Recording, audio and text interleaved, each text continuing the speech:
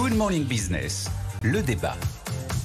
Le seul sujet, c'est les finances publiques. La France peut-elle les assainir? Alors Moody's a un doute, mais quand même, Nicolas Dose, Jean-Marc Daniel, et ça fait quand même 40 ans que François Bayrou dit que la dette, c'est un problème moral. On ne peut pas dire au moins qu'il est passé à côté du sujet. Est-ce qu'il va réussir à assainir les finances publiques, Jean-Marc? Alors écoutez, je ne sais pas. Je pense qu'il a de bonnes intentions et surtout, il a effectivement un passé qui, en l'occurrence, n'est pas un passif, mais plutôt un actif. Il a toujours mis effectivement la dette au centre de ses préoccupations quand il était candidat aux élections présidentielles, ce qui n'était pas le cas des autres candidats.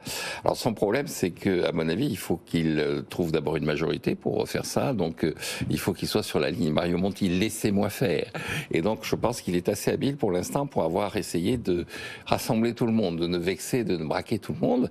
Et puis la deuxième, c'est qu'il faut qu'il annonce des choses un peu plus radicales et un peu plus réfléchies que ce qu'avait fait Michel Barnier. En fait, à mon avis, la grosse erreur de Michel Barnier, c'est de ne pas s'être donné suffisamment de temps pour résoudre le problème et de ne pas avoir dit écoutez, j'arrive, Oui, il fallait qu'il fasse le budget, il n'avait pas le choix. Oui, mais il fallait qu'il dise, écoutez, on va se donner un petit moment, on va prendre, quitte à dépasser les délais, on va essayer.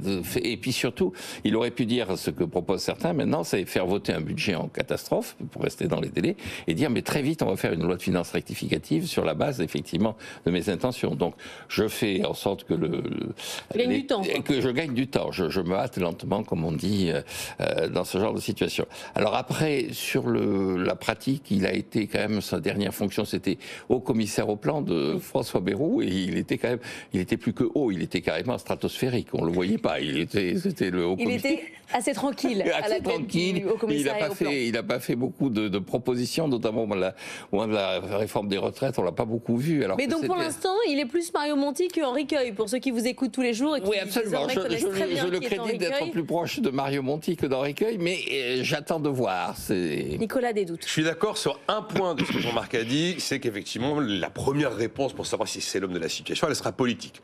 S'il n'y a pas un peu de cohésion parlementaire, si on continue le petit jeu des lignes rouges, il finit comme Michel Barnier, François Bayrou, il n'y a aucun problème là-dessus. Alors il a l'argument de la proportionnelle qu'il porte, qui pourrait lui servir un peu de monnaie d'échange. Ça intéresse le PS et le RN. Voilà, ça intéresse un peu tout le monde. Donc ça c'est le sujet purement politique. Après, écoutez, oui, alors je suis d'accord que c'est un avocat du désendettement, que c'est une constante, excepté qu'en 2021, quand on se prend l'après-Covid, il est le premier à dire qu'il faut un plan de relance à 250 milliards d'euros pour la France.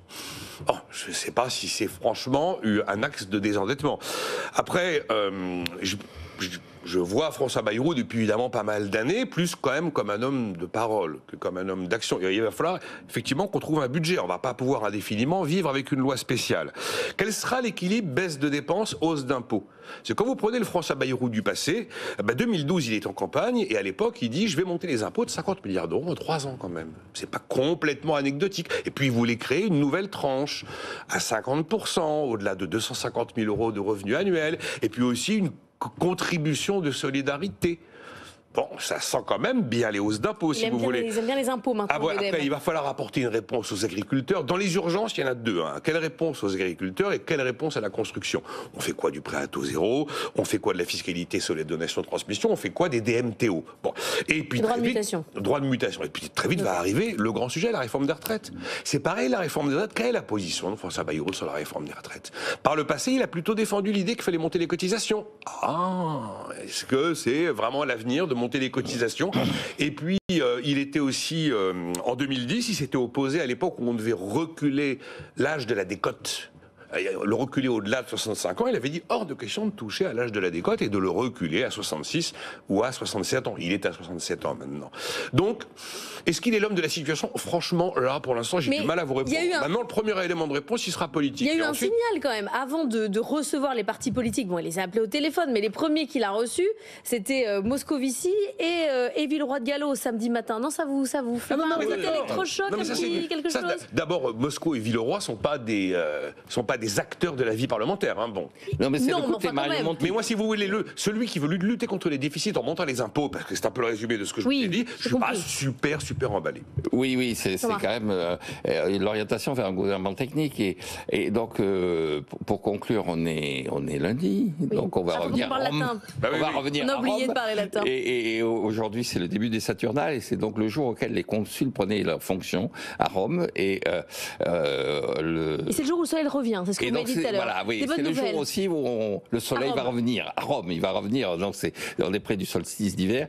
Et la formule qui les accueillait, c'était gesta non verba, c'est-à-dire des actes et pas des paroles. Et donc, j'espère que François Bayrou s'inscrira, qui est un professeur de lettres, Oui. qui est quelqu'un qui maîtrise le latin, donc s'inspirera de cette tradition romaine des actes et pas des paroles.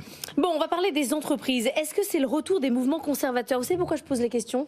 Entre la fin du télétravail, la brutalité managériale, la fin des politiques pro-diversité, entre Trump et la crise économique, le progressisme a du souci à se faire. Oui, c'est la fin du wokisme. Vous avez pas remarqué? C'est plutôt une bonne nouvelle, ça. Ah, ouais, on mais aurait pu faire ce débat ensemble. Non, enfin, moi je veux bien qu'on ait le débat sur le wokisme. Si c'est la fin du wokisme, je me réjouirais. Et Voilà, ben voilà. il n'y a pas de débat, on est d'accord. Ah oui, il n'y a pas de débat. Vous dites que c'est une bonne nouvelle. Ceux qui voulaient faire du télétravail, un petit peu moins. Et qui voulaient des politiques pro-diversité. Et Allez. pourquoi on mettrait le télétravail dans le wokisme? Enfin, C'est la liberté, Ouais, c'est bon. tout ça. Bon, allez, quittez les lieux.